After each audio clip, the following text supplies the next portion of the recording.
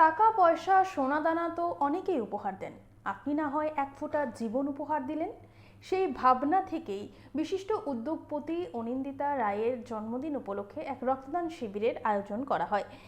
এদিন আগরতলা প্রেস ক্লাবে অনুষ্ঠিত হয় এই রক্তদান শিবির। এই অনুষ্ঠানের নামকরণ করা হয় জীবনদান। প্রতি বছরের মতো এবারও বিশেষ দিনটি সামাজিক কর্মসূচির মাধ্যমে পালিত হয়।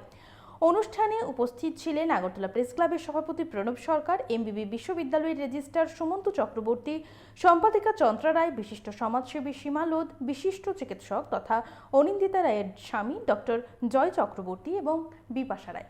আমরা শুনবো এই মহতী উদ্যোগের পেছনে কি ভাবনা ছিল তাদের। দেখো, বার্তা তো একদম ক্লিয়ার, কারণ আমি একজন চিকিৎসক হিসাবে যেটা বুঝি, রক্ত তৈরি আমাদের পক্ষে এখনো অবধি সম্ভব হয়নি এবং আরও কত বছর লাগবে সেটাও আমরা জানি না। সুতরাং রক্ত আমাদের দিতেই লাগবে, এতে আর দ্বিতীয় কোনো ভাবনা নেই এবং এটা স্বতঃস্ফূর্তভাবে দিতে হবে। কারণ আমরা যদি যখন মুমূর্ষু রোগীদের যদি রক্ত না দিই, তাকে কিন্তু সেই লক্ষ টাকা দিয়েও রক্ত কিনে বাঁচানো সম্ভব না। তো এই ছোট্ট কাজটা, যেমন আজকে একটা উৎসবের আমেজে সবাই একসাথে দেখা করছে, কথা বলছে, একটা উৎসবের আমেজে ব্লাড ডোনেশন করছে। আজকে ধরো 20-25 জন তো অ্যাটলিস্ট হবে। তো এইগুলো তো অ্যাটলিস্ট একটা ব্লাড থেকে, একটা যে ব্লাড কালেকশন হয় তার থেকে আমরা 3 জন পেশেন্টকে ট্রিট করতে পারি। তো 20টা ব্লাড ডোনেশনও যদি হয়, আমরা 60 জন পেশেন্টকে ট্রিট করতে পারি।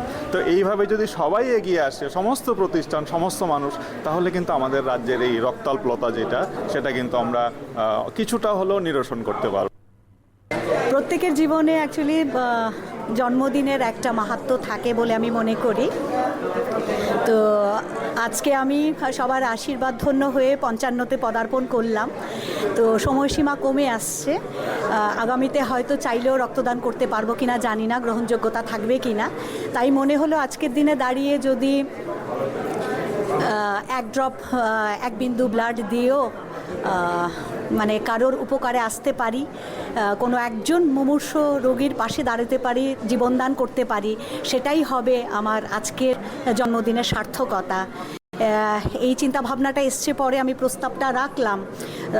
অনেক বড় মনের অনেক মানুষ আমার পাশে এগিয়ে এলো এবং আমরা আজকের উৎসবকে জীবনদান উৎসব বলে নামাঙ্কিত করলাম এবং সার্থক হলো আমাদের আজকের চিন্তা ভাবনা। আমরা কৃতজ্ঞ।